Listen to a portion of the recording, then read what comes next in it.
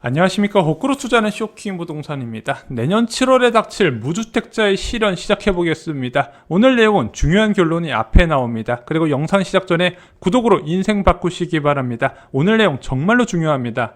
자, 작년 7월 전세시장에 엄청난 변화가 있었습니다. 바로 7월 31일 날 임대차 3법이 시행이 됐던 거예요. 전월세 신고제, 전월세 상한제, 그리고 계약갱신 청구권제가 국회 통과되면서 그중 전월세 상한제와 계약갱신 청구권제가 시행이 된 겁니다. 이 계약갱신 청구권제가 핵심이었는데요.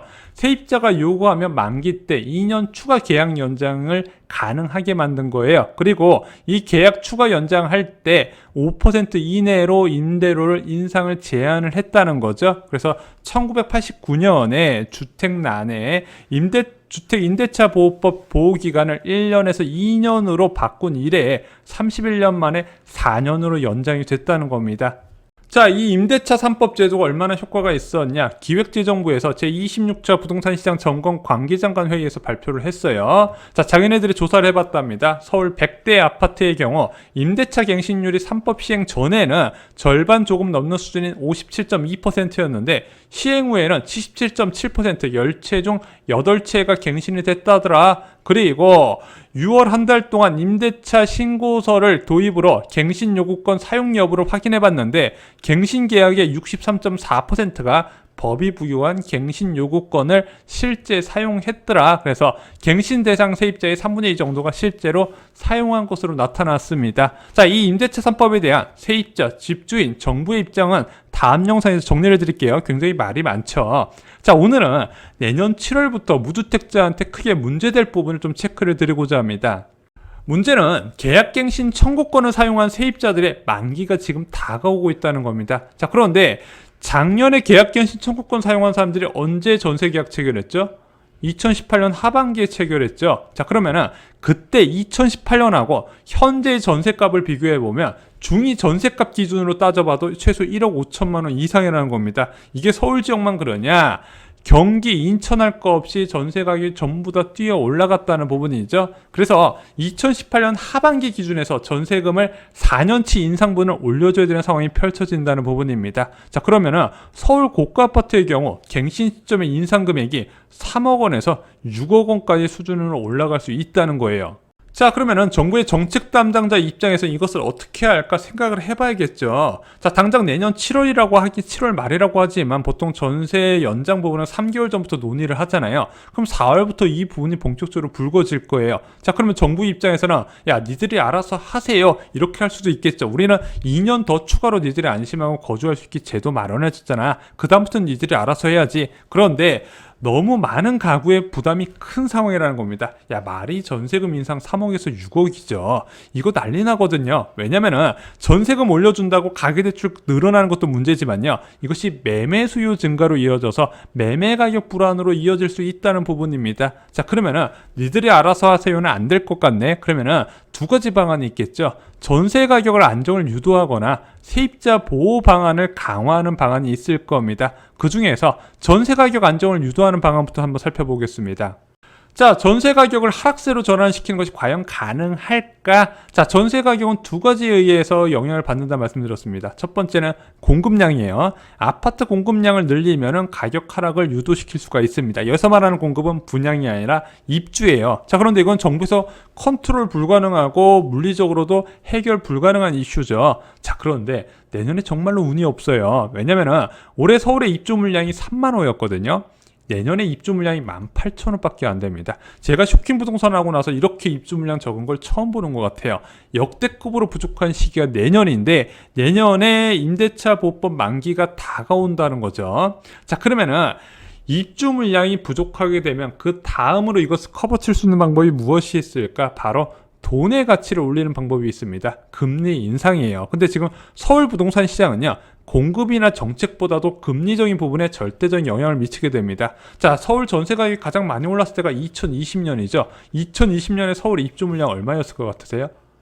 15만 호였어요. 평년 대비 훨씬 많은 수준이었습니다. 자, 그런데 기준금리 그렇게 바닥을 기다 보니까 전세 가격이 급등해 버리잖아요. 그래서 공급적인 부분보다 돈의 가치를 올리는 금리 인상이 더 효과적이라는 겁니다. 그럼 돈의 가치를 올려 전세값 안정이 가능한가 의문을 가지신 분이 있을 겁니다. 제가 여러 번 예시를 들었죠. 자, 현재 전세가격 6억을 세놓는 A씨가 있습니다. 이 사람이 현재 이 금액을 은행에 맡긴다고 가정해보면은 기준금리 0.5%, 예금금리 0.7%에 연 이자 소득 357만원 나옵니다. 야, 이 금융권 가면 2% 가까이 주던데, 야, 이렇게 큰 금액 5천원 단위로 이제 분산 예금할 수도 없잖아요. 대부분 1금융권 예금금리가 전세 가격과 연동이 됩니다. 자, 그러면은 기준금리를 1.75%까지 올라가고 예금금리가 2.3%가 된다면 연 이자 소득이 1173만원으로 3배 넘게 올라가는 거죠. 그래서 금리 인상은 기본적으로 전세 공급 증가 효과를 부르게 됩니다.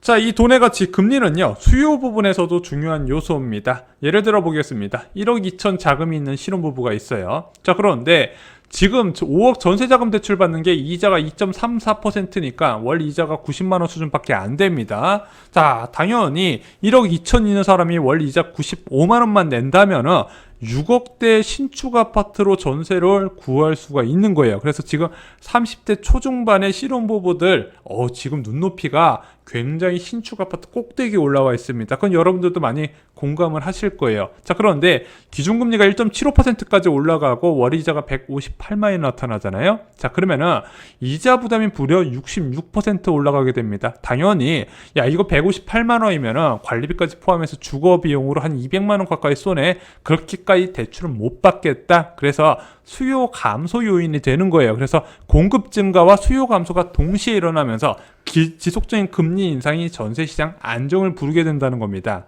그래서 금리가 낮아질수록 전세자금 대출로 고가 전세 수요는 늘어날 수밖에 없어요. 자, 과거의 5대 은행 전세 대출 추이를 보겠습니다. 2010년부터 2013년까지 일반적으로 한 3조 원대로 늘어났던 전세자금 대출이 자, 이주랑은행 총재 부임 이후에 지속적인 저금리 정책이 세워져요. 자, 그러면서 전세자금 대출 금액이 어느 정도로 늘어난다? 5조 원, 그리고 6조 원, 그리고 무려 11조 원 규모로 급등하게 된다는 거예요. 기준금리가 낮아지고 예금금리가 낮아지면 전세자금 대출 금리가 낮아지게 되면 그만큼 사람들이 많은 대출을 끌어써서 고가의 전세로 들어간다는 부분이죠. 자, 그러면은 2010년에 2조 규모였던 5대 은행 전세 대출 지금 어느 정도 규모일까요? 100조 원대 규모까지 늘어났습니다. 그래서 이것을 아파트 가격의 급등의 원인으로 보는 분들도 꽤 있더라고요.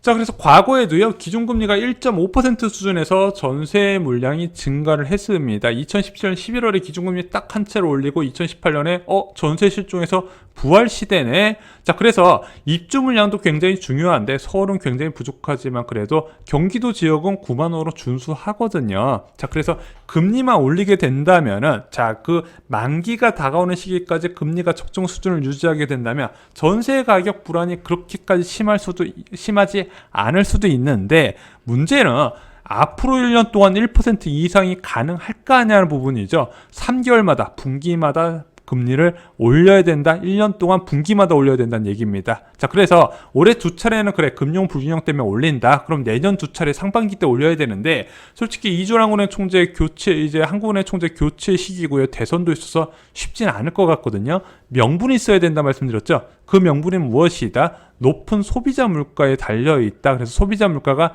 높게 나타나야 두 차례 인상도 가능하고 1% 기준금리 인상으로 내년 7월 만기를 앞둔 전세 세입자들의 숨통을 좀 틔워줄 수 있을 것이다. 이렇게 보는 부분인데 지금 한국은행에서는 내년 물가 전망을 1.4%로 잡고 있어요.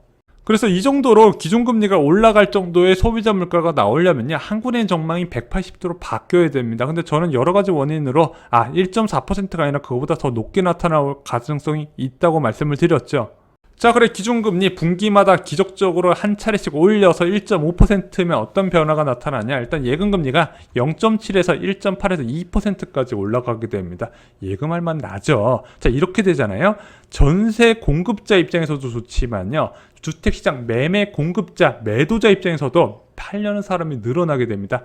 이제 주택을 팔아서 돈을 옮길 곳이 생기기 때문이죠. 그래서 지금 왜 매물이 없냐? 세금 때문에 못 파는 경우도 있지만요, 매도해서 현금 갖고 있는 것 자체를 싫어하기 때문에 매도를 안 하는 원인도 있습니다. 이건 예금금리가 빠르게 올라가야 돼요. 자, 전세자금 대출금리도 2.4%에서 3.1에서 3.4%까지 올라가게 됩니다. 그러면은 지금처럼 극단적인 전세 불안은 진정시킬 수가 있다는 거예요. 하지만 이 1% 기준금리 올라가는 부분은요, 내년 초 경제 지표가 나와 봐야 알 수 있습니다. 특히 국제 원자재 가격까지 밀접하게 연관된 부분이에요.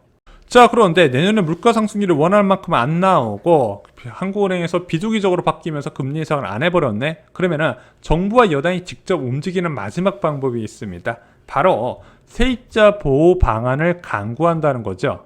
자, 그래서 현재 이야기가 나오는 것이 바로 표준 임대료입니다. 정부나 지자체가 그 지역의 임대료를 정해놓고 그거 이상을 못 받게 한다는 거죠. 그래서 이 표준 임대료의 전 단계라고 보는 부분이 바로 전월세 신고제입니다. 올해 6월 1일부터 적용이 되는 부분이죠. 자, 그래서 이 전월세 신고제를 통해서 수집된 지역 임대료 자료를 근거로 지자체에서 해당 지역의 표준 임대료를 설정하게 됩니다. 그래서 갱신 계약뿐만 아니라 신규 계약까지, 그리고 세입자를 처음 받는 갭 투자자까지 이 표준 임대료에 근거해서 전세금을 측정해야 된다는 거죠. 한마디로 모든 전세 금액이 같아진다는 겁니다. 지금 임대차 3법 시행 이후에 이중 전세 가격이 있다 많이 들어보셨을 거예요. 2018년 기준 금액으로 계약갱신 청구권 사용해서 계약한 금액이 있고, 새로 최근 시세로 전세 계약한 계약 금액이 있는데, 자, 제가 말씀드리는 표준 임대료는요, 2018년 7월 수준의 임대료에서 일정 상승만 허용하겠다는 겁니다.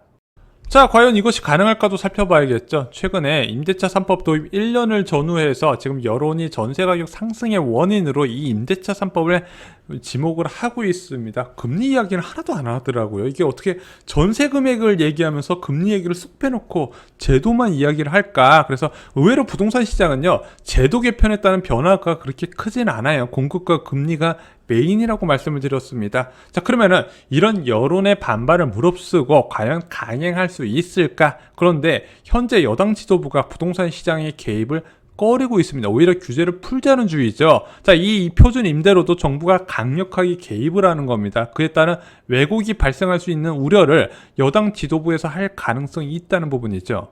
또한 임대인들의 반발도 만만치가 않을 겁니다. 자, 왜냐면은 2018년 하반기에 전세 계약을 체결한 서울 지역 아파트 임대인은요, 2022년에 계약갱신 청구권에 소멸될 경우에 최소 수백에서 수천의 임대소득 발생이 가능해요. 왜냐면은 기존에 받았던 전세금 플러스 나머지 올라간 금액을 그냥 반전세로 돌리거든요. 자, 그거 80만 원만 받아도 1년에 1000만 원입니다. 50만 원만 받아도 600만 원이에요. 그것이 만약에 제도 개편으로 날아가게 된다면 당연히 반발이 만만치 않겠죠. 그래서 이 표준 임대료 제도는요, 계약갱신 청구권 사용해서 2년 거주 혜택을 부여한 거와 차원이 다른 부분이다, 이렇게 보시면 될 것 같습니다. 그래서 저는 이 내년 7월부터 시작될 계약갱신 청구권 사용 세입자의 만기 부분은요, 금리로 해결하는 것이 가장 깔끔하다고 생각합니다. 그리고 금리로 해결해야 매매 시장 과열도 막을 수가 있어요. 전세 가격이 많이 올랐기 때문에 난 그냥 집 사버리겠다, 그것 때문에 다시 불안을 일으킬 수 있는데,